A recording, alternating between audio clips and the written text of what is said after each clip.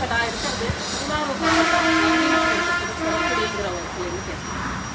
இங்கே வந்து ஸ்ரீ கண்ணாயிரமுத்தி ஐயனார் அப்படிங்கிற கோவில் இருக்குது. இந்த சுவாமி வந்து பல குடும்பங்களுக்கு குலதெய்வமாக விளங்கக்கூடிய ஐயனார் தான் இந்த ஐயனார். ரொம்ப சக்தி வாய்ந்த ஐயனார்.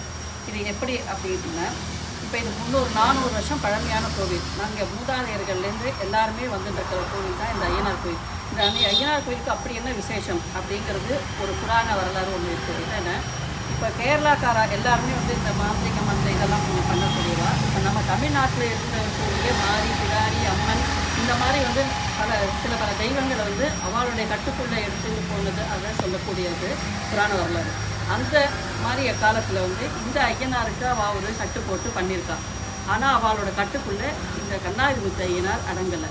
அவள் தொடர்ந்தாப்புல 3-4 மாதம் முயற்சி பண்ணி, ஏன் நீ உட்கார மாட்டேங்கிற அப்படிங்கிற போது, நான் இங்கேயே இருந்து இங்கேயே வந்தவன், இந்த ஊருக்கு நான் ஏதாவது நன்மை செய்யணுமா வேண்டாமா அப்படிங்கிற போது வந்து, அப்போ நான் இத்தனை நாளாக உனக்கு வந்து பூஜை பண்ணிட்டு இருந்தேன், நீ எனக்கு ஏதாவது பண்ணணும் இல்லை அப்படின்னு கேட்க, நான் இந்த இடத்த விட்டு நகர மாட்டேன். இங்கே இருக்கக்கூடிய ஜனங்களுக்கும் இங்கே இருக்கக்கூடிய மக்களுக்கும் நான் நல்லது செய்யறதுக்கு தான் நான் இங்கே உட்காந்துருக்கேன்.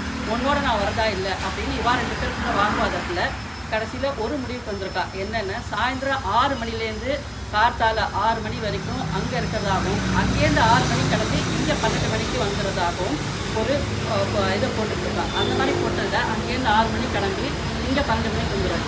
அதனால தான் இந்த கோவிலில் வந்து எப்போதுமே இங்கே வந்து குளிச்சுட்டு இங்கே வந்து நைவேத்தியம் போட்டு, அதான் சாமிக்கு 12 மணிக்கு உச்சி காலத்தில் தான் வந்து அபிஷேகம் ஆராதனை 3 மணிக்கு முடிஞ்சிடும். 6 மணிக்கு ஏன்னா இங்கே ஐயனார் இருக்க மாட்டார் அப்படிங்கிறது. அந்த 3 மணியோடு முடிச்சுட்டு எல்லோரும் கிளம்பிடுவான். ஸோ இது வந்து இன்னி வரைக்கும் நடந்திருக்கக்கூடிய சமாச்சாரங்கள். அப்போது அவர் கேட்டபோது, இந்த மாதிரி நான் உனக்கு பண்ணுறேன், நான் உனக்கு பண்ணும்போது நீ எனக்கு ஏதாவது ஒன்று பண்ணு அப்படின்னு சொல்லிட்டேன். என்ன பண்ணணும் அப்படின்னு அவர் கேட்டபோது, அப்போ ஐயனார் வந்து சொல்லியிருக்கேன், எனக்கு வந்து ஒரு சக்கரம் பண்ணி கொடு. அதாவது எதில் என்ன, கல்லில் வந்து எனக்கு வந்து ஒரு இது பண்ணி கொடு, சக்கரம் பண்ணி கொடு. அது வந்து இந்த இடத்துல எனக்கு கீழே அது இருக்கணும். அதோடைய சக்தி வந்து வரக்கூடிய மக்களுக்கு வந்து பூர்ணமாக அது மூலமாக நான் வந்து அவளுக்கு அனுகிரகம் பண்ணுவேன்னு சொல்லிட்டேன். அந்த மாதிரி அவன் பண்ணி கொடுத்துருக்கிற அந்த சக்கரம் இன்றைக்கும் வந்து ஐயனாருக்கு அடியில் இருக்குது.